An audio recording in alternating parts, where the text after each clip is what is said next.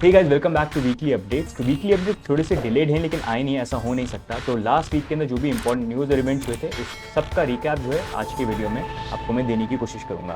तो यहाँ पर वीकली अपडेट देखें, लेकिन उससे पहले बिटकॉइन का प्राइस एनालिसिस हम यहाँ पर करते हैं। तो इस वीक की ओपनिंग ओवरऑल अगर हम देखेंगे तो $28,000 के नीचे ही थी। मोर ओवर जो हमारा वीकली रेजिस्टेंस है, जिसके बारे में हम काफ़ी टाइम से बात कर रहे हैं कि ये जो लेवल है, जब इतना स्ट्रॉन्ग सपोर्ट था पहले के टाइम पे, तो अगर यहाँ पर अब टेस्ट करने आ रहे तो ज़्यादा पॉसिबिलिटी ये कि फर्स्ट टाइम में तो ब्रेक नहीं है और रिजेक्शन के चांसेस ज़्यादा हो सकते हैं। And this is what we have been talking for past few weeks कि पॉसिबिलिटी ये कि बिटकॉइन की प्राइस यहाँ पर थोड़े इस लेवल पे आ सकती है, $25,000-26,000 का जो एरिया आपको बताया था।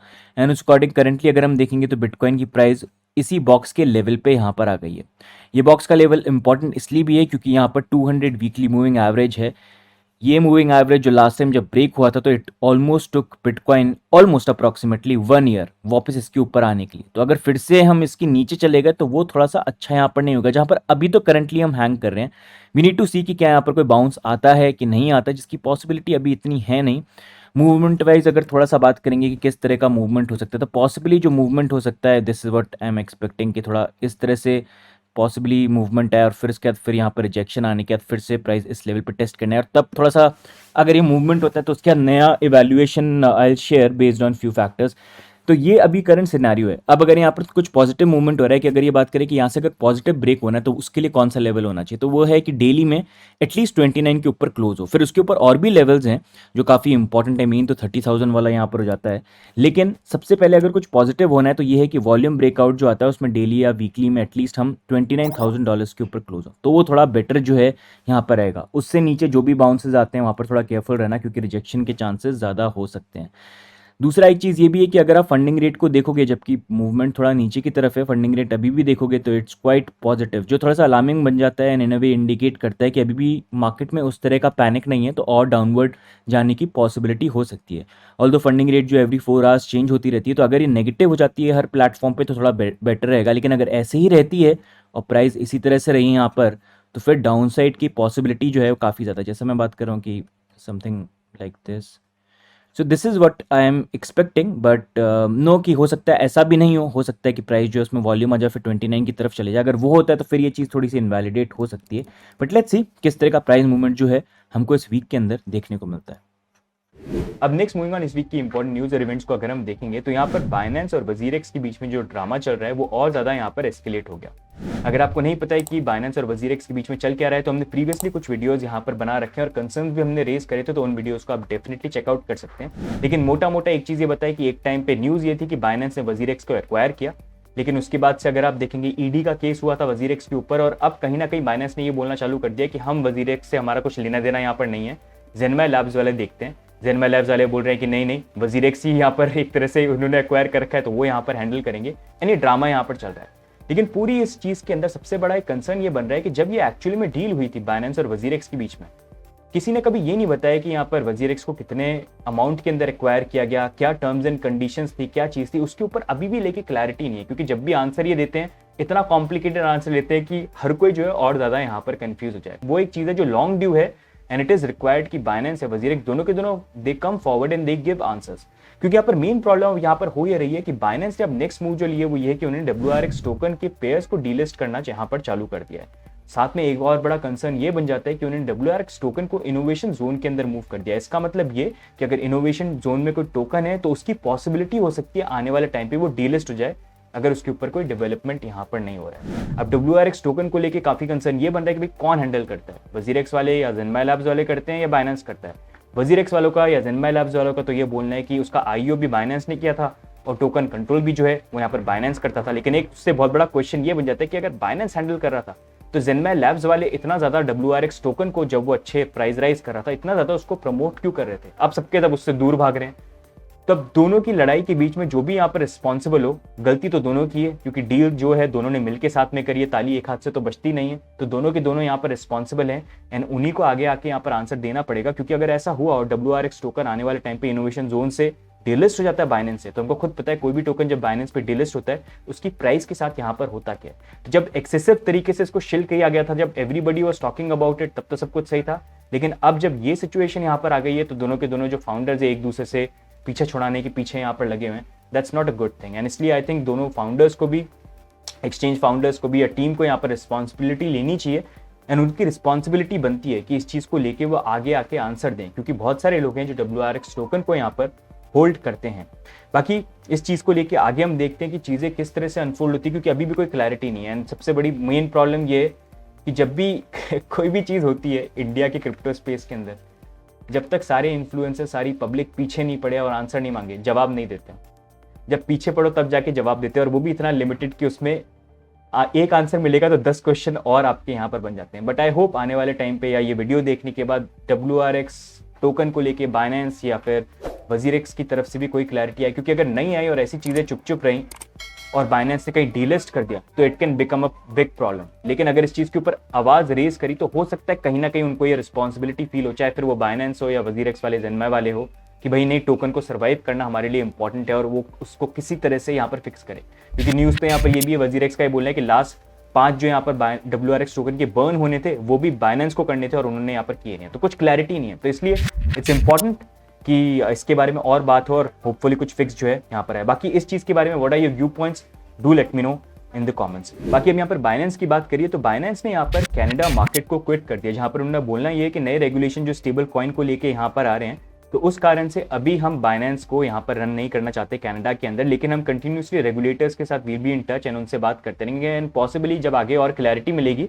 तब हम यहाँ पर रीओपन कर सकते हैं। बाकी इस वीक हमको यहाँ पर इन्फ्लेशन नंबर्स भी देखने को मिले, जहाँ पर यूएस की इन्फ्लेशन नंबर 4.9% पे आए for the month of April. अगर आप ये प्रीवियस मंथ से देखेंगे तो सिर्फ यहाँ पर 0.1% डिक्रीज हमको देखने को मिला, जो एक बहुत बड़ा कंसर्न बन जाता है। मतलब वो ये बोल रहा है कि इन्फ्लेशन जो है इतना फास्ट नीचे नहीं फॉल कर रहा है। अब उससे क्वेश्चन ये बन जाता है कि क्या आने वाले टाइम पे इंटरेस्ट रेट फिर से इंक्रीज होगी। FOMC की चेयर का तो ये बोलना है कि 25 बेसिस पॉइंट से पॉसिबली फिर से हमको इंक्रीज यहाँ पर करना पड़ सकता है, जिसकी मीटिंग यहाँ पर 14 से लेके 15 ऑफ जून के बीच में होगी। एंड यहाँ पर पब्लिक सेंटिमेंट के अकॉर्डिंग भी 70% पीपल आर थिंकिंग कि 25 बेसिस पॉइंट से यहाँ पर इंटरेस्ट रेट इंक्रीज हो सकती है। 30% ये सोच रहे हैं कि यहाँ पर 50 बेसिस पॉइंट से इंक्रीज हो सकती है, और करंटली 0% ये सोच रहे हैं कि कोई इंक्रीज यहाँ पर नहीं होगा। तो अब ये देखना है कि 14 एंड 15 ऑफ जून को कितने बेसिस पॉइंट से यहाँ पर इंटरेस्ट रेट को इंक्रीज किया जाता है। एंड ये डेट ऐसी रहेंगी यहाँ पर डेफिनेटली बिटकॉइन के प्राइस के अंदर भी हमको वॉलिटिलिटी देखने को मिलेगी, तो keep an eye on these dates. बाकी नेक्स्ट मूविंग ऑन, इंडिया के अप्रैल मंथ की inflation number came out at 4.7। अगर आप मार्च मंथ का देखेंगे तो वो 5.66% पे यहाँ पर थे। तो इन a way it is good कि यहाँ पर इन्फ्लेशन जो है कम हो रहा है। एंड साथ में अगर आप देखेंगे RBI ने भी इंडिया के अंदर इंटरेस्ट रेट जो जैसे बाकी कंट्रीज इंक्रीज कर रही है उसको इंक्रीज करना यहाँ पर बंद कर दिया है। तो ये कितने टाइम तक आगे इसी तरह से पॉजिटिवली चलता है एंड क्या इकोनॉमी वाइज इंडिया के लिए अच्छा रहता है, वील हैव टू सी। बाकी अब एक तरफ यहाँ पर इंडिया हो गया, तो एक तरफ अगर हम इंग्लैंड की बात करें तो बैंक ऑफ इंग्लैंड ने यहाँ पर इंटरेस्ट रेट को 25 बेसिस पॉइंट से इंक्रीज किया और अब उनका इंटरेस्ट रेट यहाँ पर 4.5% पे आ गया। बोरोइंग कॉस्ट अगर आप देखेंगे तो एक फ्रेश हाई पे पहुंच गए, मतलब इतना हाई जो पहले 2008 के पहले देखा गया था। तो इतने टाइम बाद फिर से उसी स्टेज पे कहीं ना कहीं यहाँ पर आ गए। लेकिन इतना इंटरेस्ट रेट इंक्रीज करने के बाद भी अगर आप इन्फ्लेशन देखेंगे वो डबल डिजिट 10.1% पे है। तो उससे एक बहुत बड़ा कंसर्न ये बन जाता है कि क्या आने वाले टाइम के अंदर इंग्लैंड के अंदर हमको बड़ा रिसेशन देखने को मिल सकता है कि नहीं मिल सकता है। बाकी नेक्स्ट मूविंग ऑन, इस वीक फाइनेंस मिनिस्टर ने फिर से क्रिप्टो के बारे में बात करी, जहां पर उन्होंने ये बोला कि टेक्नोलॉजी जो है उसको रेगुलेट करने के लिए सारी कंट्रीज को साथ में काम करना पड़ेगा, क्योंकि टेक्नोलॉजी को लेके कोई भी बॉर्डर्स या बाउंड्रीज यहाँ पर नहीं होती हैं।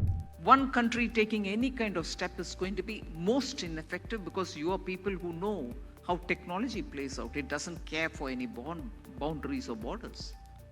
So how exactly is one country going to be successful in regulating, controlling crypto assets? I've taken that as a one small example, but that's how today the global order has become.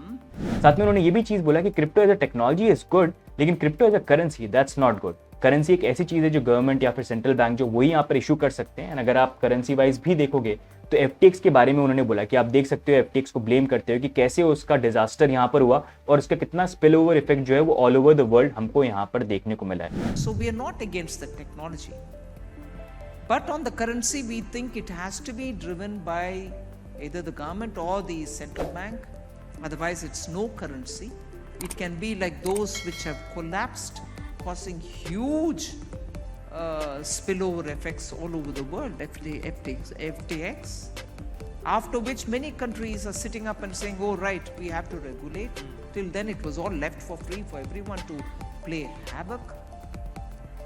So it is an area which is developing. We shall go along. अब finance minister की इस statement पे काफी लोगों का ये बोलना था कि जब बैंक्स कोलैप्स करते हैं तो ऐसे कोई स्टेटमेंट या पूरा ब्लेम पूरी एक इंडस्ट्री के ऊपर नहीं दिया जाता है। जैसे अगर आप देखेंगे एफआरसी या सिलिकॉन वैली बैंक या सिग्नेचर या बाकी बैंक जो कोलैप्स होते हैं उसको लेके कभी ऐसा नहीं बोला जाता कि पूरा बैंकिंग सेक्टर जो है खराब है। लेकिन जब क्रिप्टो की बात आती है एक छोटी सी चीज को पिक करके पूरी इंडस्ट्री को कहीं ना कहीं यहाँ पर डिस्क्रेडिट करने की बात होती है। तो आपके क्या व्यू पॉइंट है? क्या आपके भी ये सेम व्यू पॉइंट है या you have a different view point? Do let us know in the comments.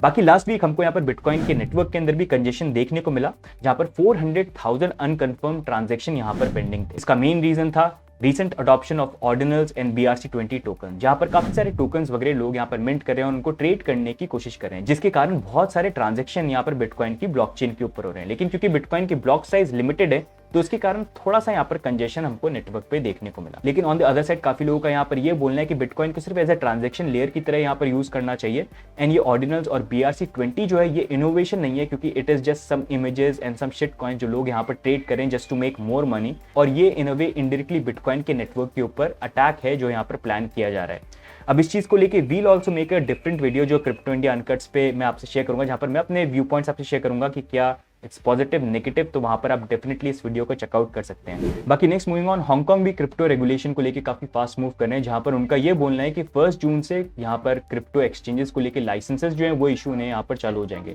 साथ में उन्होंने यहाँ पर ये बोला कि क्रिप्टो रेगुलेशन काफी ज्यादा यहाँ पर टाइट होंगे, जिसके कारण FTX जैसे केस या फिर लूना जैसे केस जो है हमको आने वाले टाइम पे देखने को नहीं मिले। तो हांगकांग को लेके काफी लोगों का ये बोलना है कि आने वाले टाइम पे बड़ा हब बन सकता है क्रिप्टो रेगुलेशन को लेके, लेकिन वील हैव टू सी किस तरह के रेगुलेशन वो यहाँ पर लेके आते हैं और एक्चुअली में हांगकांग जो है वो क्रिप्टो का हब यहाँ पर बनता है। ये इतने टाइट रेगुलेशन आते हैं कि एक्चुअली में वो हब यहाँ पर नहीं बनता है।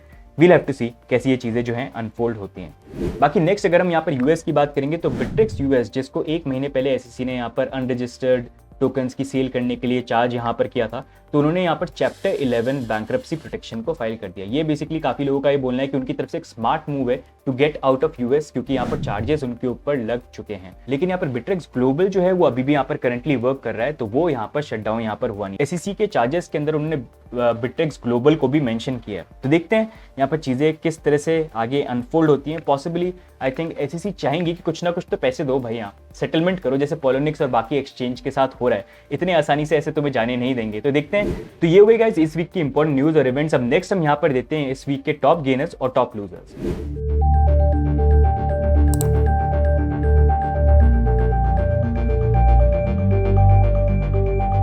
अब नेक्स्ट मूविंग ऑन हम देखते हैं यहाँ पर fun fact of the week. Crypto investigator ZachXBT ने रिसेंटली यहाँ पर Gate.io के ऊपर किम जोंग उन के नाम पे अकाउंट बनाया। किम जोंग उन जो नॉर्थ कोरिया के यहाँ पर सुप्रीम लीडर हैं एंड काफी सैंक्शंस है उनकी कंट्री के ऊपर।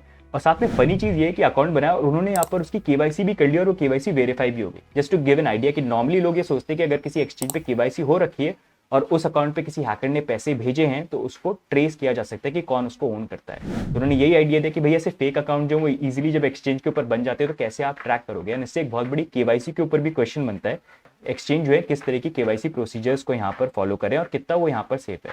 साथ में जैक एक्सबीटी ने ये भी बोला कि काफी फिक्शनल नेम्स को लेके भी उन्होंने यहाँ पर अकाउंट बनाया, जैसे जैक हॉफ, और इन्होंने साथ में यहाँ पर OFAC की जो सैंक्शन लिस्ट है, मतलब यूएस ने अभी जो सैंक्शंस लगा रखे हैं रशिया और बाकी नॉर्थ कोरिया को लेके, उन सैंक्शन लिस्ट के नेम्स को लेके भी यहाँ पर अकाउंट बनाने की कोशिश करी, जैसे हार्मनी हैकर, लाजरस लवर, ये हैकर ग्रुप हो गया नॉर्थ कोरिया का। तो उसको लेके एक बहुत बड़ा कंसर्न जो है यहाँ पर बन जाता है और हो सकता है आने वाले टाइम पे इस चीज को लेके बहुत बड़ी प्रॉब्लम जो है वो एक्सचेंजेस को यहाँ पर फेस करनी पड़ी, अगर बाकी एक्सचेंजेस पे भी इसी तरह से इजीली KYC हो जाती है। तो गाइस ये हो गया इस बार की वीकली अपडेट्स। आई होप आपको ये वीकली अपडेट अच्छे लग रहे हैं। अगर अच्छे लग रहे हैं तो लाइक कर दीजिए, सब्सक्राइब भी कर दीजिए। बाकी आपकी क्या व्यू पॉइंट है बिटकॉइन को लेके, वजीरेक्स बाइनेंस के बीच में जो चीजें चल रही हैं उसको लेके, बाकी मार्केट में जो चीजें चल रही हैं उसको लेके, do let us know in the comments. बाकी मिलेंगे हम नेक्स्ट वीडियो के अंदर। Bye and take care, bye bye.